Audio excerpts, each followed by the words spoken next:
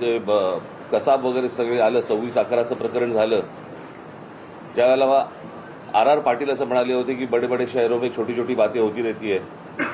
या एका वाक्यावरनं त्यांना गृहमंत्री पदावरनं काढून टाकण्यात आलं होतं. आणि साधारणपणे पदाची ज्यावेळेला तुम्ही जबाबदारी घेता त्यावेळेला पदामधनं आलेल्या अपयशाची देखील जबाबदारी ही तुम्हीच घेतली पाहिजे. हीच खरी तर मागणी आहे. आणि हीच मागणी होती या मुलांची की हे काय पहिल्यांदा नीटचे पेपर फुटले नव्हते. ही मला असं वाटतं तिसरी वेळ आहे.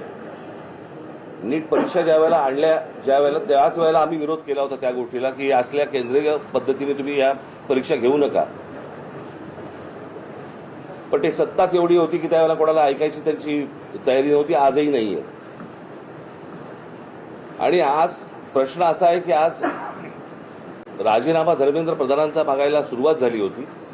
परंतु आता प्रश्न असा आहे की ज्या प्रकारे मुलांना मारलं गेलंय, आता हा प्रश्न प्रधानांपुरता मर्यादित न राहता पंतप्रधानांपुरता पुढे गेलेला आहे. आणि त्याच्यामुळे गृह खातं आणि आज पंतप्रधानांनी आज काहीतरी ट्विट केलंय, पण त्या ट्विटला काही अर्थच नाहीये. खरं तर ह्या लोकांना बोलवून जर समजा त्यांच्याशी चर्चा केली असती आणि तो विषय जर नीट समजून घेतला असता तर एवढं प्रकरण पण झालं नसतं. पण मला काही मला समजतच नाहीये की या सगळ्या गोष्टींचा एक सरकारी सत्तेचा एक जो उद्दामपणा जो आहे हा कशासाठी आहे.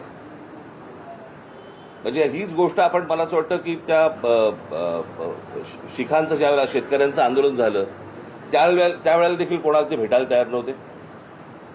ते पण तसंच त्यांनी मोडायचा प्रयत्न केला. मणिपूरच्या वेळेला पण देखील तेच प्रकरण झालं. आता अनेक आंदोलनं ज्यावेळेला होत आहेत, आज ग्रामीण महाराष्ट्रामध्ये अनेक आदिवासींची आंदोलनं होत आहेत, तिकडे लक्ष द्यायला वेळ नाहीये. म्हणजे कसला हा, ही कुठली सत्ता आणि हा कुठला सत्तेचा बाज. ती मुलं असं काय मागत होती बरं. नीटची परीक्षा द्यायला किती करतात, किती त्रास त्यांना असतो हे त्या मुलांना विचारा एकदा. माझा जुना व्हिडिओ तुम्हाला आठवत असाल, तर मी कुठेतरी तो व्हायरल होताना दिसतोय की ज्यावेळेला मी पंतप्रधानांशी मी बोललो होतो नीटच्या परीक्षेबद्दलच. आणि मी त्यांना त्यावेळेला सांगितलं होतं आज शेतकरी आत्महत्या करतायत, उद्या हे विद्यार्थी आत्महत्या करतील. आणि तेच झालं. आज ही मुलं आत्महत्या करतायत. आणि त्यांचा सगळा जो राग आहे, आज त्या विद्यार्थ्यांबरोबर इतरही लोक आज या आंदोलनामध्ये आज आलेले आहेत. आणि मला असं वाटतं की हा एकूणच सिस्टीमच्या विरोधातला राग आहे. ज्या प्रकारे आज देशामध्ये गोष्टी सुरू आहेत त्याच्याबद्दलचा राग आहे आणि तो राग सगळेजण व्यक्त करतायत. आज प्रत्येक घरामध्ये ज्यांची मुलं नीट परीक्षेला बसलेली नाहीयेत त्या आयांना आणि वडिलांना देखील त्यांना पण त्रास होतोय हे सगळं बघून.